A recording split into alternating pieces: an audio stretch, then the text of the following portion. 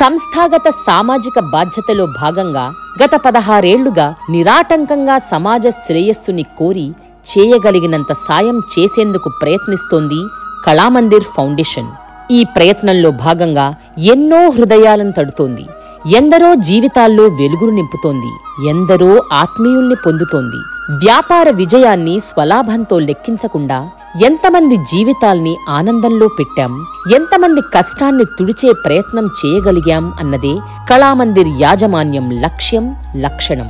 సత్సంకల్పం బలంగా ఉంటే యావద్ విశ్వం ఆ సంకల్పాన్ని నెరవేర్చే శక్తిని అందిస్తుందంటారు. సరిగ్గా అదే జరుగుతోంది. 16 ఏళ్లుగా సమాజ సేవా కార్యక్రమాలను పెంచుకుంటూ ముందుకు సాగిపోతోంది కళామందిర్ ఫౌండేషన్.